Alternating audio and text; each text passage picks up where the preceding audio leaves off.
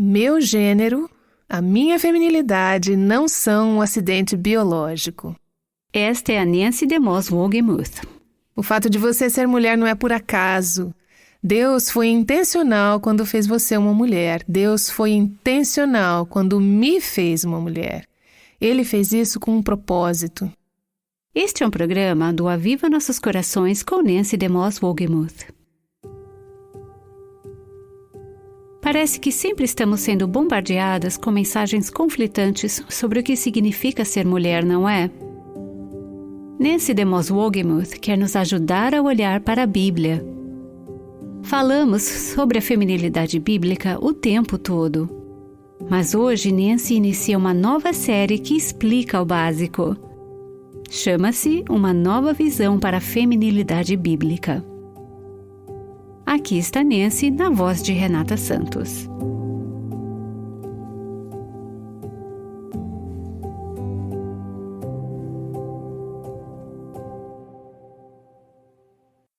Uma das coisas que eu amo nesse ministério é a chance de ler muitos dos e-mails que são enviados para nós, por ouvintes que compartilham suas histórias, compartilham seus corações, nos dizem como podemos orar por eles e compartilham o que Deus está fazendo em suas vidas. Muitos desses e-mails são de mulheres, esposas, que um dia foram até um altar e disseram sim. E naquele momento, elas tinham estrelas nos olhos. Elas tinham muitos sonhos, muita esperança e muitas expectativas. Mas quando nos mandam suas mensagens, compartilhando de suas vidas, é porque elas agora se encontram num mundo de mágoas, um mundo de tensões, um mundo de frustração. Elas escrevem para compartilhar conosco como esses sonhos românticos, que tiveram como mulheres mais jovens, se transformaram em expectativas não realizadas, decepção amargurada, raiva e conflito. Muitas dessas mulheres são donas de casa realmente desesperadas. Quero ler um exemplo disso para vocês. Uma delas escreveu para nós e disse assim: Estou no fim de minhas forças. Meu marido tem caído no sono na frente da TV por 3 anos. E eu estou absolutamente amarga e ressentida porque ele não me ama e nem me abraça como um marido deveria. Estou me sentindo cansada e cheia de ódio e eu sei que isso é errado. Eu bato portas e fecho a cara, mas não consigo dizer a ele por que estou com tanta raiva. Agora ele diz que está cansado de ser maltratado. Tudo que ele faz há anos é berrar, gritar e me assustar. E agora eu sou o vilão da história? Estou esperando a resposta de Deus para esses pedidos de oração, mas enquanto isso, estou com raiva e estou muito cansada. Aqui está outra mensagem. Essa mulher diz: Desde o início de nosso casamento, e mesmo antes dele, o único desejo do meu marido tem sido a satisfação de suas necessidades sexuais. O sexo era e é um ídolo para ele. Ele era muito exigente e ficava muito bravo quando o sexo não acontecia. Eu engravidei logo depois que nos casamos e isso o irritou. Ele me forçou a ser esterilizada aos 26 anos de idade após o nascimento do nosso 3º filho. Ele queria sexo livre do risco de uma criança interromper o seu prazer. Para ser sincera, nesse momento eu o odiei. Ele era um homem zangado e sarcástico. Suas palavras para mim eram como uma faca de 2 gumes cortando os ossos e a medula. Não tenho lembranças dele alguma vez ter me edificado em Cristo. Ele só me destruiu. Se ele tivesse me amado, Nancy, me amado como a si mesmo, tivesse sido gentil comigo, ele teria a esposa e o sexo que ele tanto queria. Do jeito que está agora, não quero mais nada com ele. Não sei para onde ir. Eu estou profundamente ferida por este homem em quem confiei para me amar e me edificar em Cristo. Talvez você não se identifique com todos os detalhes dessas histórias, mas talvez haja algo nelas com o qual possa se identificar. Deixe-me dizer, não são apenas as mulheres que expressam frustração no relacionamento com os maridos ou os homens. Às vezes, recebemos cartas de homens expressando a frustração que eles sentem também. Ouça as palavras desse e-mail de cortar o coração que recebi de um dos nossos ouvintes do sexo masculino. Eu sou um marido muito frustrado. Sei que estou longe de ser perfeito. De fato, para ser justo, já vou listar algumas das minhas lutas e desafios. Certamente tenho um problema com os meus pensamentos e luto também com a raiva. Reagi com muita severidade às chateações de minha esposa, a xinguei e disse que gostaria que nunca tivéssemos nos casado, etc, etc.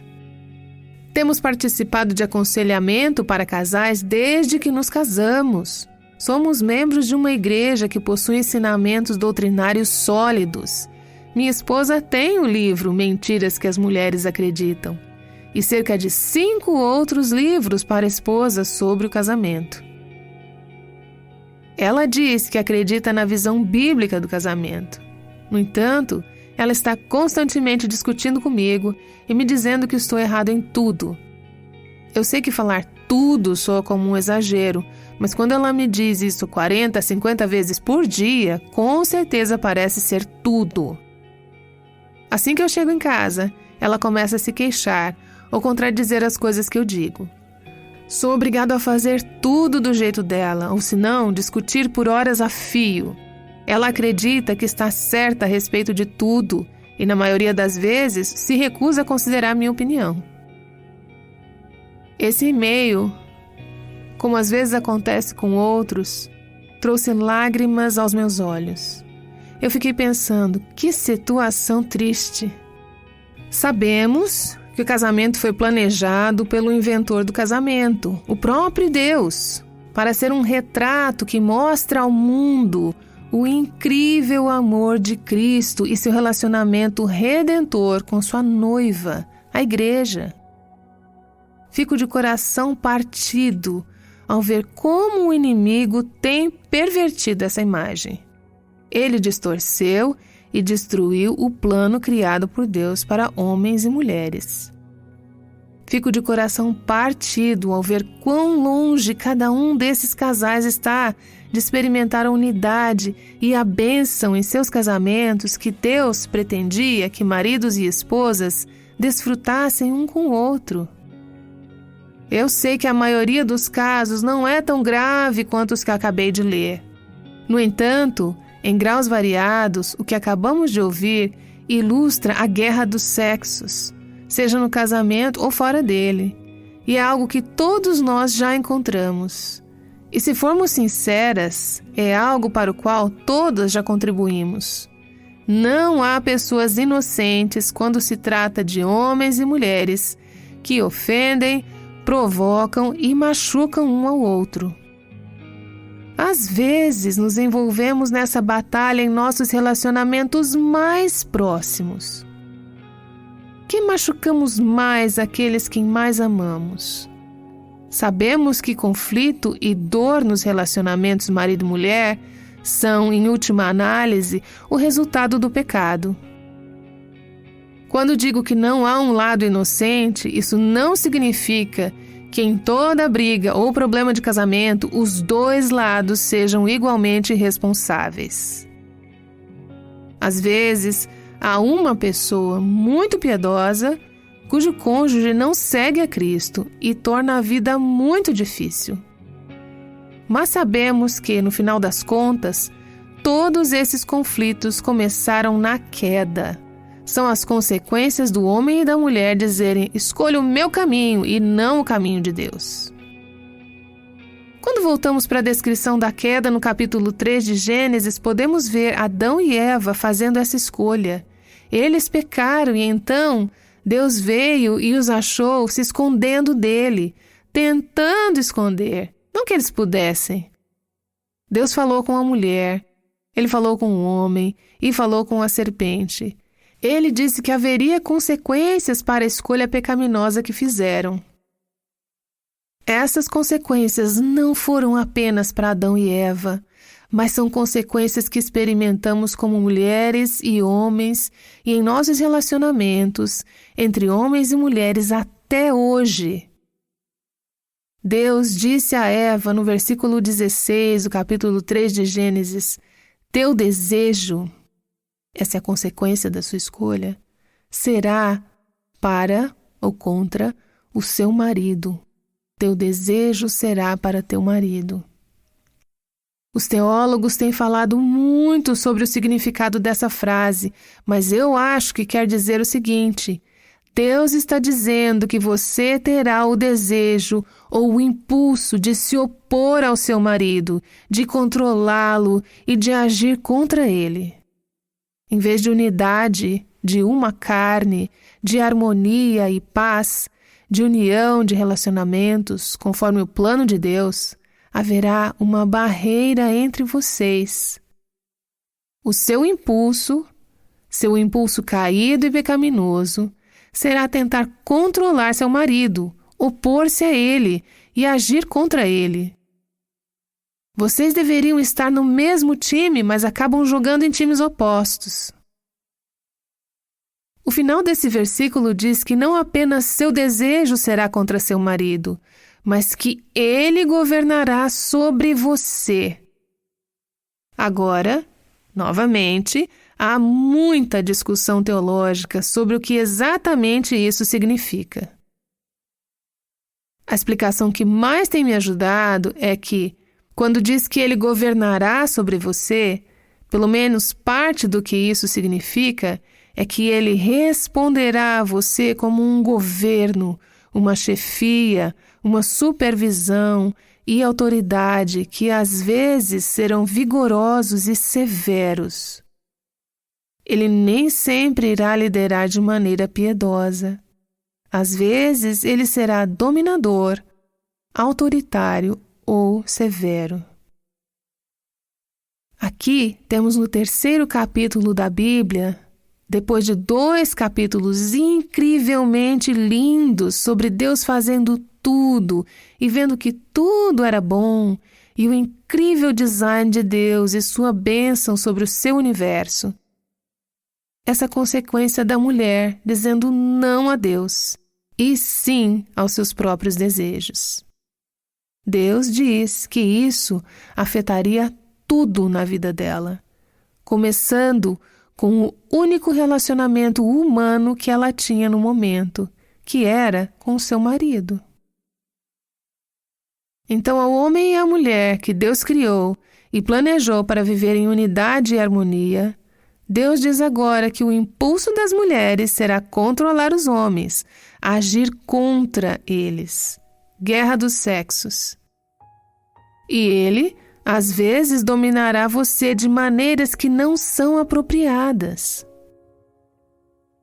Nos próximos dias, quero que consideremos uma importante questão teológica. É uma das coisas mais contraculturais que discutimos aqui no Aviva Nossos Corações. Já falamos sobre esse assunto de maneiras diferentes, mas quero voltar a ele. O assunto é toda essa questão da masculinidade e feminilidade bíblicas. Qual era o plano de Deus? O que deu errado? Como Deus deseja que nós, mulheres, funcionemos? Qual é a visão de Deus para a feminilidade bíblica no que se refere às nossas responsabilidades para com os homens? Compartilhei os exemplos no começo do programa para demonstrar que essa questão teológica às vezes é muito complexa. Existem passagens nas Escrituras sobre esse assunto que não são fáceis de entender. Estávamos conversando sobre uma delas em Gênesis, capítulo 3, mas quero que você veja que isso não é apenas uma questão teológica, é uma questão muito pessoal. Esta é uma questão na qual temos visto uma mudança radical na subcultura evangélica durante a minha vida. Se você tem menos de 40 anos e não foi criada nos caminhos de Deus, hoje você está sendo ensinada uma maneira totalmente diferente de pensar do que as Escrituras ensinam sobre a masculinidade e a feminilidade. Essa mudança na cultura evangélica veio logo atrás de uma mudança sísmica na cultura ocidental, como um todo. Pontos de vista sobre feminilidade e masculinidade, que antes eram considerados radicais ou marginais, extremos, esses pontos de vista se tornaram convencionais. Eles estão no ar que respiramos hoje. Eles estão em toda parte, inclusive na igreja. Como resultado, há uma confusão epidêmica. As mulheres estão confusas, assim como os homens. Há desorientação entre homens e mulheres. Quem sou eu? O que eu devo ser? Como devo funcionar? Como meus relacionamentos devem funcionar? As consequências custam caro. Vemos isso nas ilustrações que acabei de ler, nesses e-mails que recebemos. Portanto, esse não é apenas um exercício teórico. Estamos falando de implicações na vida real, em nossas casas, nossas igrejas, nosso local de trabalho, em nossa cultura. Estamos falando de pessoas reais, casamentos reais, famílias reais, filhos reais, mágoas reais. E em muitos casos, como alguns do que acabei de ler, mágoas profundas e até desespero. O tema da masculinidade e da feminilidade está entrelaçado na estrutura das Escrituras. Está no próprio tecido das Escrituras. Não é uma ideia que Deus teve depois. Não é algo que é irrelevante. É muito significativo que Deus tenha feito homens e mulheres. Vamos ver por quê e como. Este é um aspecto crucial do plano de Deus na criação e na redenção. O potencial de bênção é enorme se reconhecermos o plano de Deus e o abraçarmos em nossas vidas como mulheres e se os homens fizerem o mesmo. Você vê que o inimigo sabe disso e foi por isso que ele apareceu no jardim logo no começo. É por isso que ele vem aparecendo em nossas vidas desde então, nos enganando através da cultura pop, da literatura, dos filmes, da maneira como pensamos, da natureza caída. O inimigo quer roubar a verdade da igreja e ele quer roubar a verdade de você.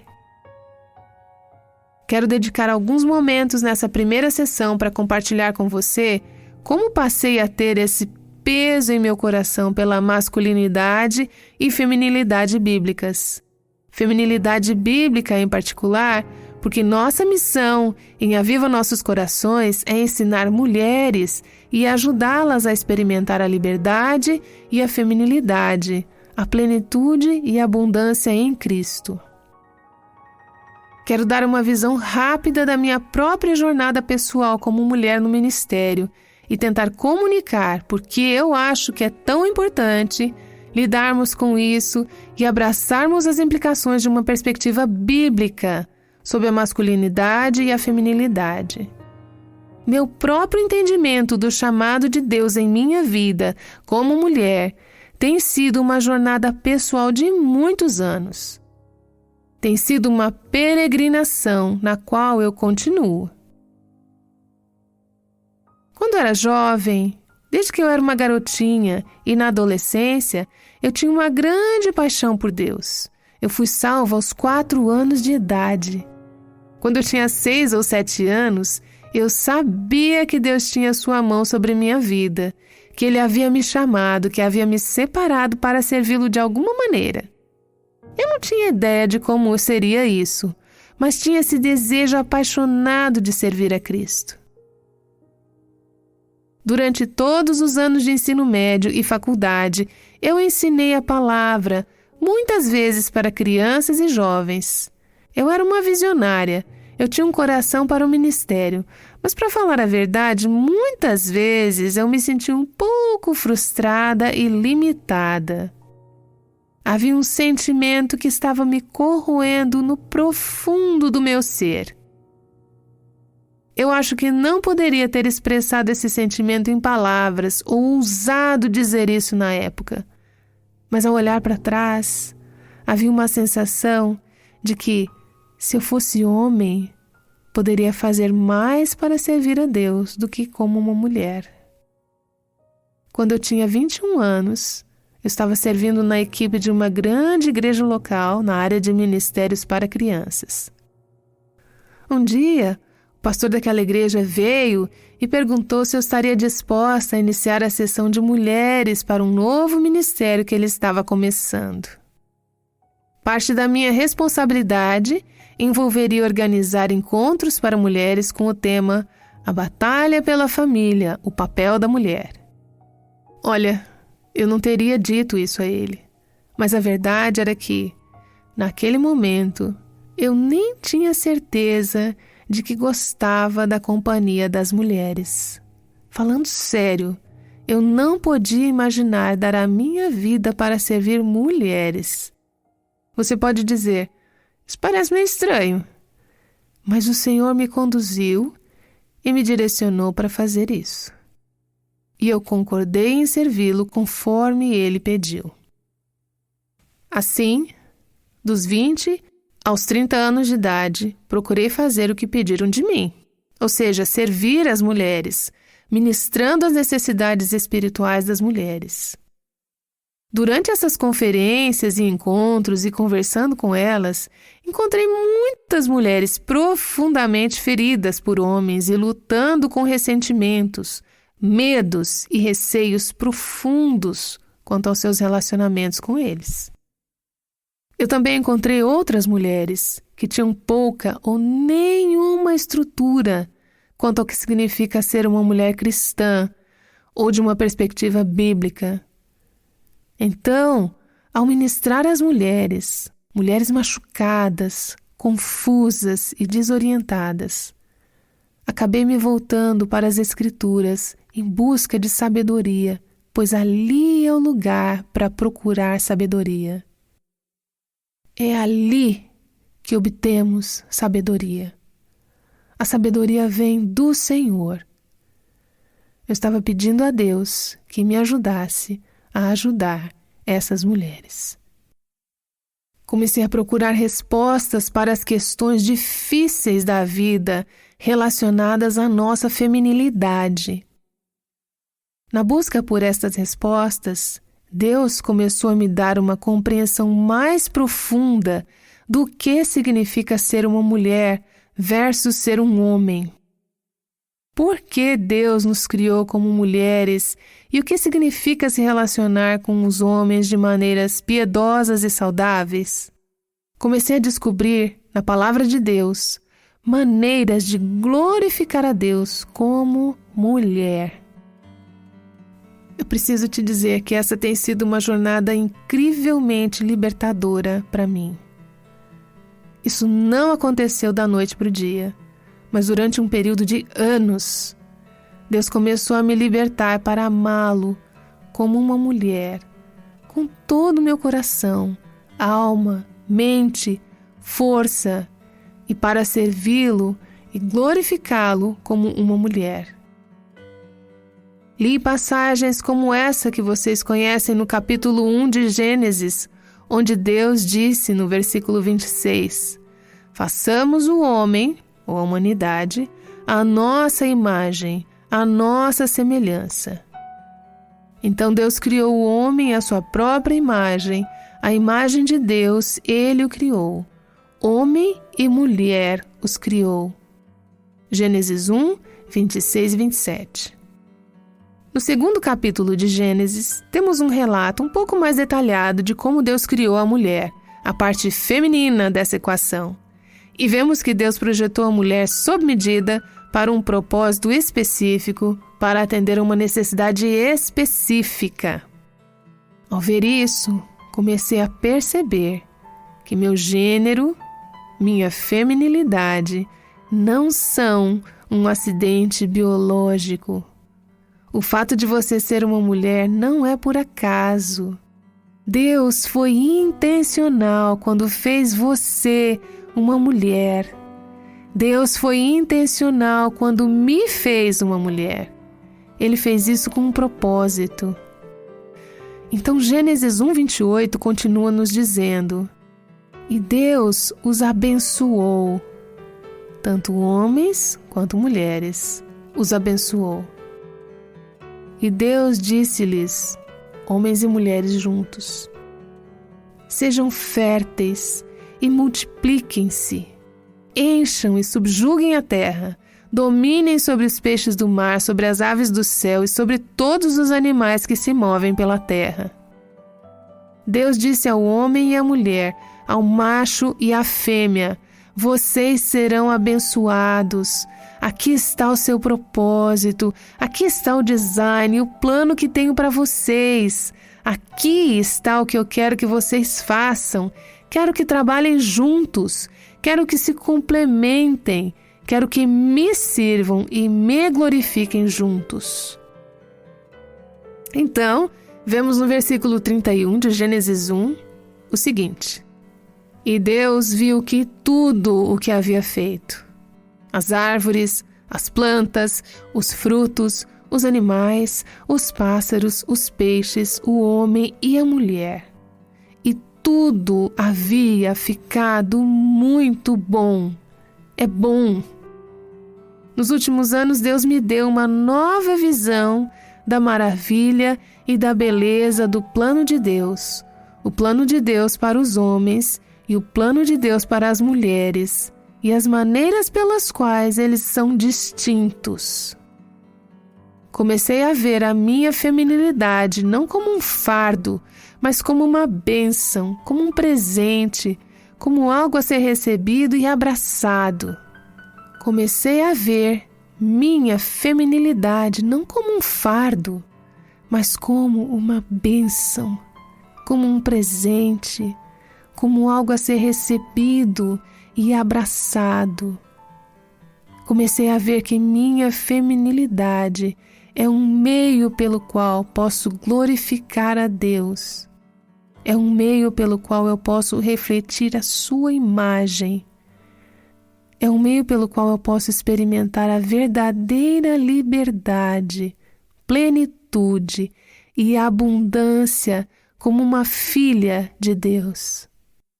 Nos próximos dias queremos explorar como é essa visão da feminilidade bíblica e como podemos experimentar essa liberdade, plenitude e abundância como mulheres. Deixe-me dizer que, se você estiver disposta a adotar essa visão, poderá descobrir que você será poupada de muitas dores que lemos nos e-mails.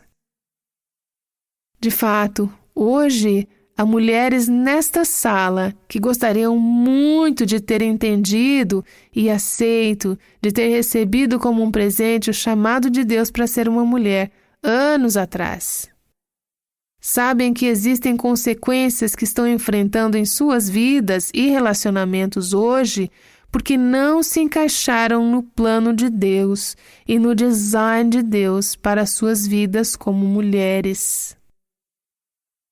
Então, isso é um mistério, é uma maravilha, é uma bênção e é algo que queremos explorar juntos nos próximos dias. Nancy DeMoss Wolgemuth estará de volta para orar. Ela está lançando uma visão para nós como mulheres. O programa de hoje começa com uma série bastante necessária, chamada Uma Visão para a Feminilidade Bíblica. Talvez você possa se identificar com algumas das coisas que ouviu hoje. Você não vê a feminilidade como um presente. Talvez você esteja em um relacionamento difícil. Talvez você não queira seguir a liderança masculina porque tem medo de ser deixada para trás ou de não ser valorizada. Você gostaria de explorar questões ainda mais com alguns recursos úteis? A primeira é uma mensagem do Dr. John Piper chamada O Sentido Principal da Verdadeira Feminilidade, encontrada no canal do YouTube Aviva Nossos Corações. Esse vídeo é a semana 1 da série de vídeos associados ao estudo Mulher Verdadeira. Ele dará uma visão geral e sólida do que a Bíblia diz sobre os papéis dos homens e os papéis das mulheres. A Bíblia ensina que os homens são mais valiosos ou mais importantes que as mulheres? Nancy falará sobre isso no próximo episódio, quando continuaremos esta série. Agora ela está aqui para orar. Senhor, refletindo sobre a minha própria jornada e pela maneira como o Senhor abriu sua palavra e seus caminhos para mim, eu só quero te agradecer por ter transformado meu coração e por ter me dado um sentimento de gratidão pelo teu plano, pela maravilha desse plano. Obrigado por tua graça em minha vida como mulher. Obrigado pelo privilégio de servir as mulheres e pelo privilégio de fazer isso através desse ministério. Oro que, como mulheres, ao ouvirmos a tua palavra nos próximos dias, ao buscarmos a tua palavra, que tu nos dê sabedoria, entendimento e discernimento, e que estaremos prontas a render nossos corações e vontades a ti e ao teu plano. Que possamos glorificá-lo como mulheres, ó Senhor, e cumprir o incrível propósito para o qual o Senhor nos criou. Eu oro em nome de Jesus. Amém. Aviva Nossos Corações, com Nancy DeMoss Wogemuth, faz parte do Ministério Life Action.